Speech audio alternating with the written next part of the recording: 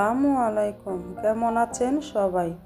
আশা করেছি কাছে দূরে দেশ এবং দেশের বাইরে যে যেখান থেকে আমার ভিডিওটি দেখছেন বা দেখবেন সবাই আশা করি ভালো আছেন। আলহামদুলিল্লাহ পরিবার নিয়ে আমিও বেশ ভালো আছি। আজকে আরও একটি নতুন ডেইলি ব্লগ নিয়ে চলে আসলাম। আমি মুক্তা ২৫০০ থেকে বলছি। আশা করেছি আপনাদের কাছে এই ভিডিওটি বেশ ভালো লাগবে। ভিডিও শুরুতে একটি রিকোয়েস্ট করছি, প্লিজ আমার ভিডিওটিতে একটি লাইক দিয়ে ভিডিওটি কন্টিনিউ করবেন। এখনও যারা আমার চ্যানেলটিকে সাবস্ক্রাইব করেননি, প্লিজ আমার চ্যানেলটিকে সাবস্ক্রাইবার করে দিবেন। চ্যানেলটি সাবস্ক্রাইবার করে পাশে থাকা বেল আইকনটি বাজিয়ে রাখুন, যাতে করে পরবর্তী ভিডিও ছাড়ার সাথে সাথে আপনাদের কাছে নোটিফিকেশন চলে যায় এবং আপনারা আপনাদের মূল্যবান সময় বের করে আমার ভিডিওটি দেখে নিতে পারেন। আমি কিন্তু আজকে বিকেল থেকে আমার এই ভিডিওটি শুরু করেছি, কারণ আজকে আমার শরীরটা অনেকটাই অসুস্থ। এই জন্য সকালে কোনো কাজই করিনি, শুধু রান্নাটা করেছিলাম আর ঘরের সম্পূর্ণ কাজ রয়ে গেছে। এখন ওষুধ খাবার পরে শরীরটা কিছু ভালো লাগতেছে। এরপর বলি ঘরটাকে সুন্দর করে গুছিয়ে নেই। প্রথমে আমি আমার বিছানার চাদরটাকে চেঞ্জ করে নিয়েছি। নিয়ে আমি আমার কর্নারটাকে সুন্দর করে মুছে নেব এবং আমার ওয়াল কেবিনের শোকেসটাকেও সুন্দর করে মুছে নেব। এই কাজগুলো কিন্তু আমাদের প্রতিদিনই করতে হয়। আমার ছোট ছেলে আবার এসা এখানে বলতেছে, মা আমাকে শীতের জামা কিনে দাও। বলেন তো দেখি, এখন কি শীতের জামা কি বললই কিনা যাইবে? আমি আমার ছেলেকে বলতেছি, বাবা আমার কাছে টাকা নাই, তোমার বাবায় টাকা দিলে তারপর আমি তোমাকে কাপড় কিনে দেব। আমার ছোট ছেলে বলতেছে, না এখন আমাকে কিনে দাও। আমার এই ছোট ছেলেটা একদম কথা শোনে না, সে যেটা বলে সেটাই আমাদের করতে হয়।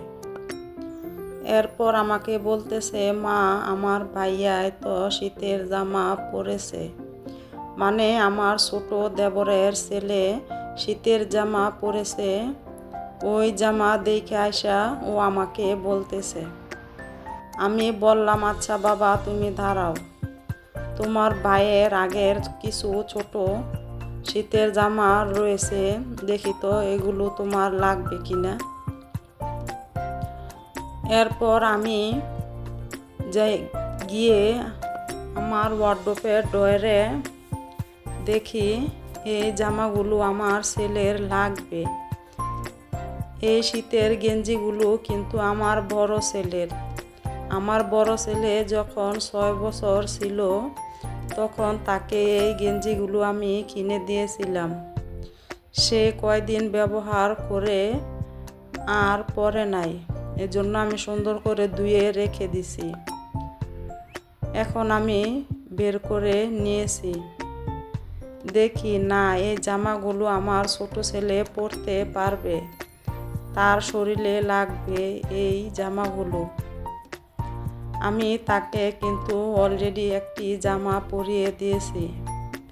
সে বলতেছে, মা এই জামাগুলো কার? অনেক সুন্দর তো জামাগুলো। আমি বললাম, এগুলো তোমার বড় ভাইয়ের। তোমার বড় ভাইয়ে যখন 7 বছর ছিল তখন তাকে এগুলো তোমার বাবাই কিনে দিয়েছিল। আমি সুন্দর করে যত্ন করে রেখে দিয়েছিলাম। এখন সেগুলো আমার কাজে লেগে গেছে। এরপর আমি এই জামা কাপড়গুলো সুন্দর করে রেখে দেব।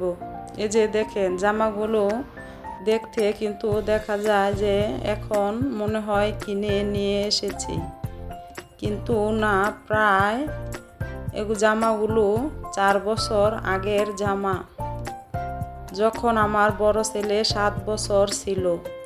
এখন আমার বড় ছেলের কিন্তু 11 বছর চলে।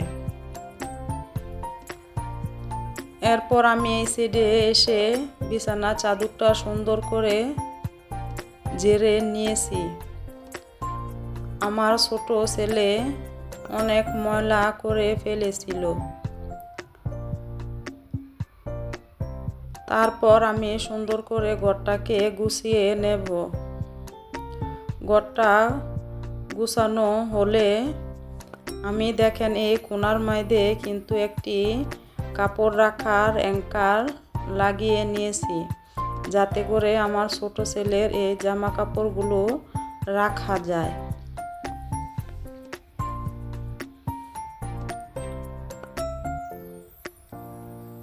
আমি কিন্তু এখন এগুলো গুছিয়ে রেখে চলে যাব আমার রান্নাঘরটাকে সুন্দর করে গোছানোর জন্য।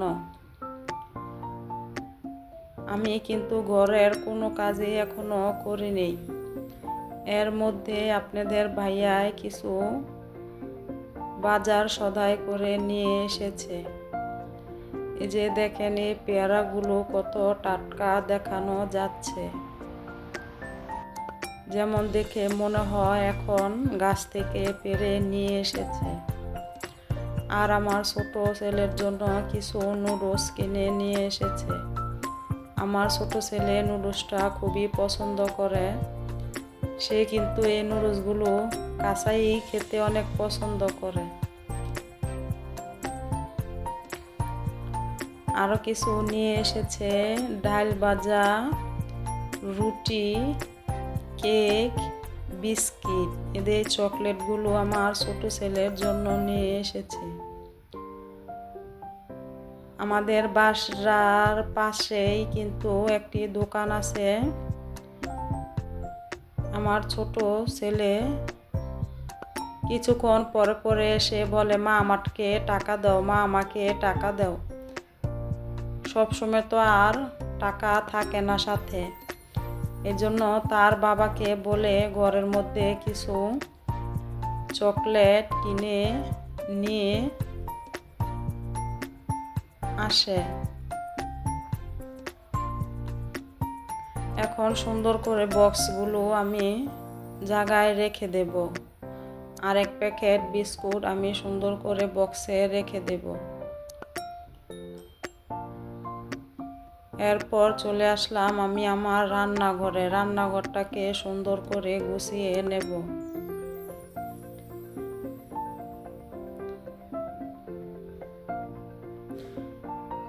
এক এক করে সবগুলো জায়গা আমি মুছে নিয়েছি এবং আমার গ্যাসের চুলাটাকেও আমি সুন্দর করে মুছে নিয়েছি।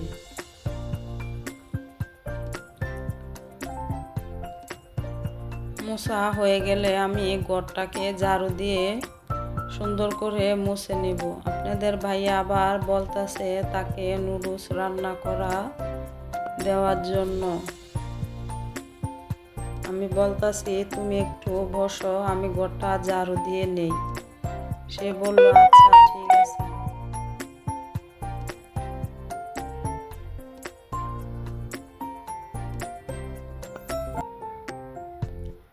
ঘরটা ঝাড়ু দিয়ে দেখেন আমি কিন্তু অলরেডি বিকেল থেকে কাজগুলো শুরু করেছি। আমার কাজ করতে করতে কিন্তু সন্ধ্যা হয়ে গেছে। তারপরও আরও কিছু কাজ রয়েছে। এখন ঘরটা ঝাড়ু দিয়ে আমি থালা বাসনগুলো ধুয়ে নেব। আমি কিন্তু অফ ক্যামেরায় বাসনগুলো ধুয়ে নিয়ে এসেছি। এখন তাদের জন্য নুডলস রান্না করব। আমি এখানে 4 প্যাকেট নুডলস নিয়েছি আর 2টি ডিম নিয়েছি। আমি পেঁয়াজটিকে হালকা ভেজে ডিমগুলোকে সুন্দর করে হালকা করে ভেজে নেব। এরপরে আমি নুডলসগুলো দিয়ে পরিমাণ মতন পানি দিয়ে সিদ্ধ করে নেব। এর মধ্যে দিয়েছি আমি একটি টমেটো আর দেব 4-5টা কাঁচামরিচ, স্বাদ মতন লবণ আর নুডলসের মশলা দিয়ে আরও কিছুক্ষণ নেড়েচেড়ে নেব। এই যে দেখেন আমার নুডলসটা রান্না কিন্তু অনেক সুন্দর হয়েছে। তার উপর কিছু ধনিয়া পাতা দিয়ে আমার রান্নাটা কমপ্লিট করেছি। এখন সবার জন্য আমি বিকেলের নাস্তা বেড়ে নিয়েছি। আমার ভিডিওটি এই পর্যন্তই। সবাই ভালো থাকবেন, সুস্থ থাকবেন। আল্লাহ হাফেজ। আসসালামু আলাইকুম।